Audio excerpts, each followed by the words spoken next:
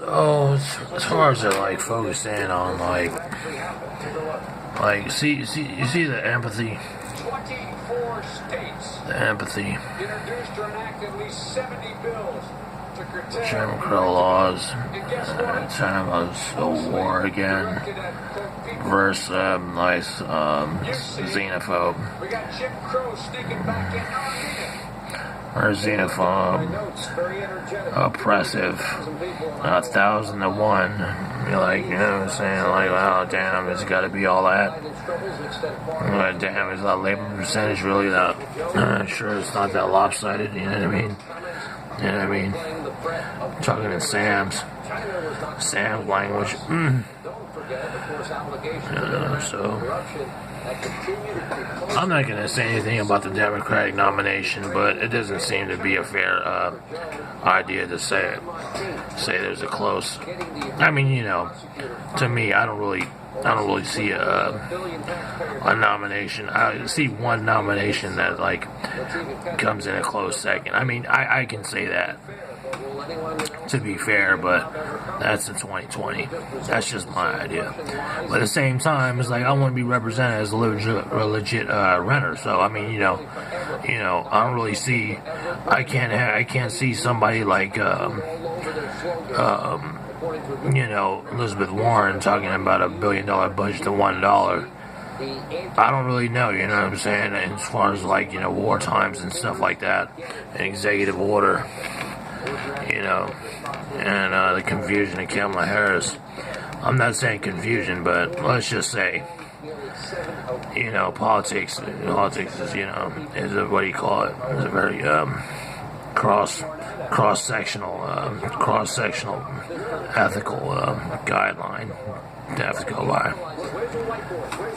So, and he has a guest here, and he also has a radio show. I'm partial to listen to radio for some reason. So, that's just my personal lean on it, and so personal angle on it, if you will.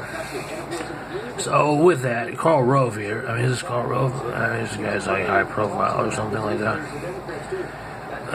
So everybody's about Donald Trump, you know what I'm saying? They're talking about like sneaking back in and stuff. I mean, let's just keep it focused, right?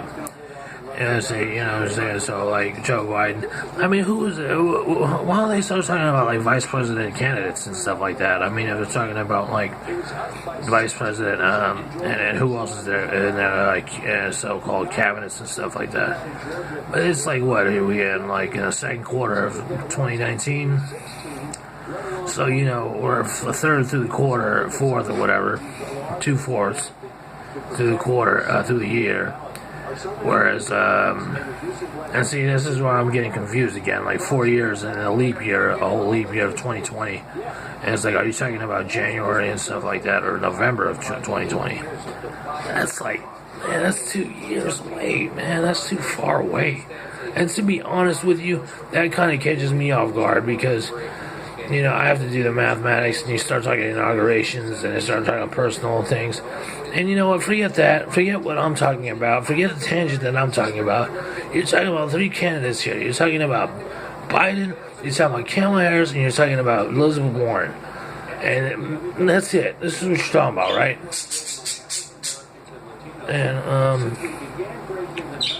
And with that, I just don't see a clear-cut angle on a change, a shift in government that says, oh, well, wait a minute, something attention-getting, like, you know what I'm saying, like, what's an attention getter? Okay, budget as an attention getter, right? And, like, that's why those Warren's all right.